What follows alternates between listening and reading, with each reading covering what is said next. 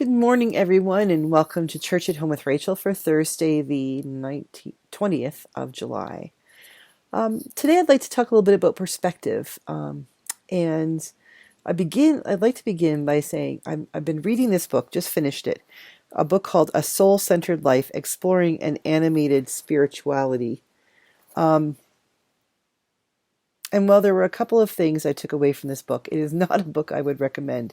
Nothing against the author. It's a very heavy book that he tried to do a lot in without using many pages, and it just was sort of overwhelming. It's like a survey of deep theological trends around spirituality, and I don't think he actually accomplishes what he wanted to accomplish. However, as a reader, I have come to recognize in my life that there is never any such thing as a bad book. There are some really poorly written books and some books that have really, really awful messages, but there's always something you can take from a book, from my perspective, but I love to read.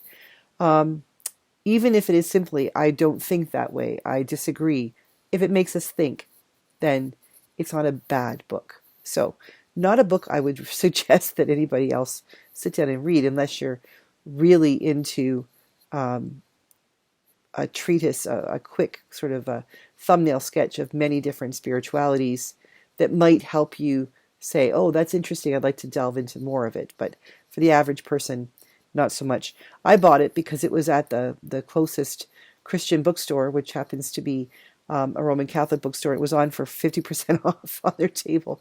And it's like, hey, I'm not one for passing up on a deal on a book.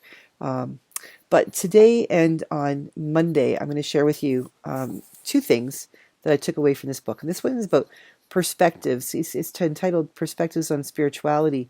But I think it's really a good little thumbnail sketch about our perspectives on anything, really.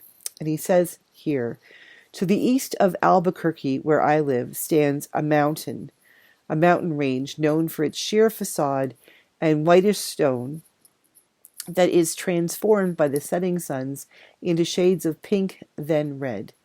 The Spanish settlers call these mountains the sandias, or watermelon, due to this coloring effect like that of a ripening watermelon.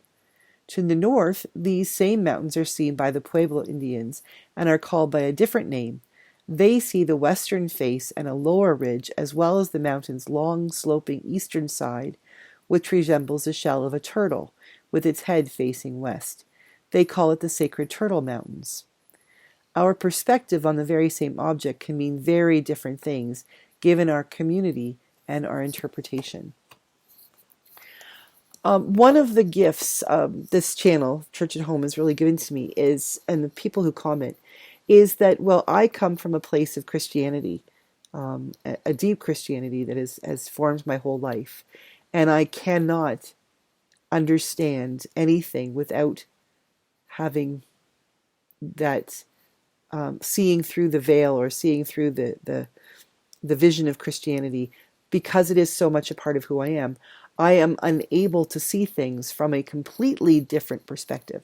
I can get glimpses and I can listen and look and try to perceive things differently, but I can't undo the laid upon and experienced teachings and revelations and experience I've had of my Christianity. So my perspective on everything is going to always come from a place of where I'm a Christian. But one of the gifts that you have given me on this channel is recognizing that not everybody is Christian. And that if you're not Christian, that does not mean you wouldn't be interested in hearing things from a Christian. That is a gift. That's incredible. But just this idea, this sense that there are different perspectives of the same things. That someone could look at a mountain range from one side and see something. And then someone could look at it from another side and see something completely different. They're seeing the same thing. Like they're seeing the essence, the thing that they're looking at is it's the same mountain range. But the perspective, the place they're looking at it from, gives them a completely different view of it. I remember When I was a kid, I was about 13, we took a big motorhome trip, and we lived in Niagara Falls, Ontario, and we drove all the way to Vancouver and back. And we got to Calgary, which seems silly now because it's where I live so close to it, but we got to Calgary and we went to the Stampede and we did all that fun stuff. So it was about this time of year we went. Um, and we got through Calgary. We got a flat tire in Calgary. Lots of stuff happened. But as we were leaving, my dad had a little bet with us. Whoever could see the mountains first got $5 or something. And of course, he was driving, so guess what? But he kept saying, "What's that up there? What's that up there?" And my youngest sister, who was not quite 5, she was going to turn 5 in a day or two.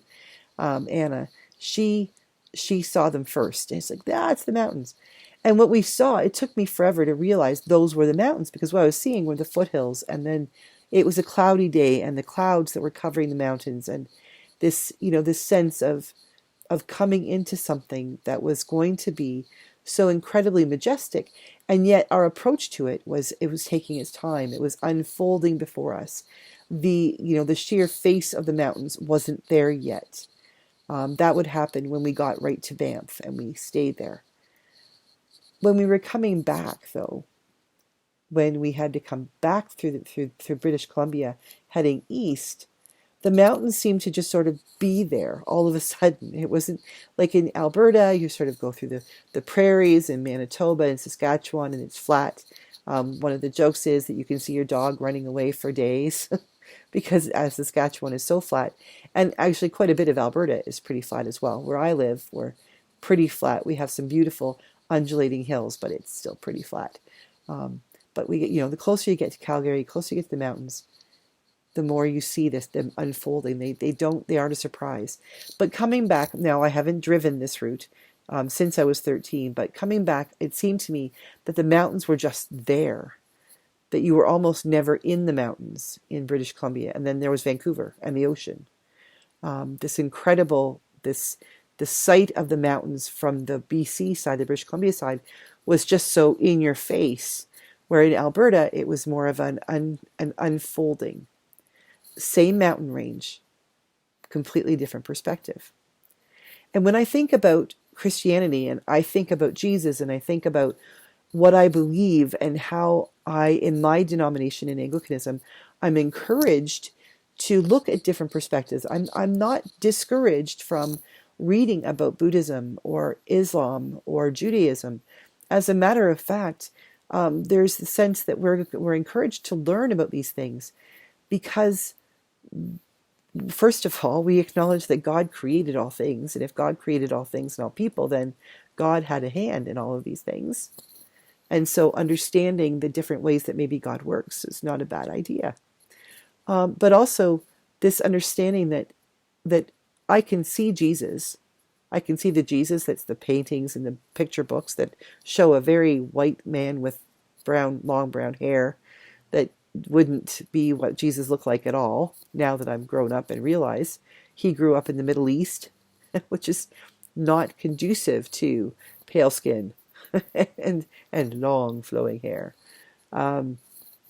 Even little things like that, in that being able to have someone else share with me this perspective, like what would Jesus' world have looked like when I grew up thinking that Jesus knocked on wooden doors that didn't have handles, or sat around a table only on one side for the Last Supper, because that's what art gave me, those paintings that I think is from Revelation. I can't remember which chapter or which verse, but there's in Revelation, Jesus stands at the door and knocks, and we have to let him in, open the door for him. There's a beautiful painting of that. I think he's holding a lantern and he's knocking on the door. It's covered in vines. And if you look closely, there's no doorknob for him to get in, like to open himself. The invitation must be issued. Jesus won't go where he's not invited. Beautiful, beautiful theology, beautiful artwork, very particular period of time it was created, very particular sense of theology and Christology that has influenced how many thousands or millions of people because they got that perspective. What about the perspective of someone who grew up in the Middle East, who grew up knowing what the roads were like and what the top of the terrain is like, to read those stories of Jesus walking in the Bible, walking from Jerusalem or coming from, Nazareth and things like that. What it meant for him to go on a boat on the Sea of Galilee. I mean, for me, when I was a kid, a sea was massive and it was huge, and the Sea of Galilee is not that big. What did that mean? What did a boat look like? When I think of a boat, I think like a rowboat, 2 or 3 people in it. And I think of all the disciples in it and Jesus falling asleep at the helm or in the bow of the boat. And I just think of a bigger rowboat. But what did the boats look like on the Sea of Galilee? What did the boats look like? What would it be like to be at the Dead Sea? All of these things. These are all things that give a different perspective. And when we think in terms of that kind of perspective, that has to open up our minds. And I'm going to argue with you if you say, no, it doesn't. I'm sorry, but it has to open up your mind. The Bible itself is not one set thing. It's different languages and people who have translated it, different pericopes, different pieces of paper, different papyrus writings, different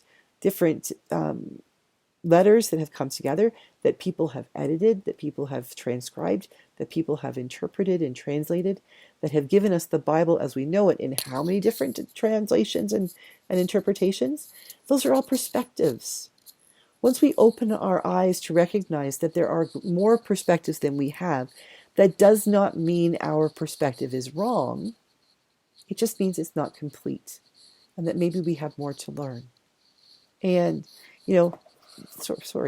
this book, as frustrating as it was for me to read, reminded me of that there are more things out there about Christianity and about life in general that I don't know about yet. And it's important that I be open to learning, not to check my brain at the door. There's some stuff in this book I was like, no, I don't think you're right. But to be critically thinking and wondering, maybe God is speaking in this way.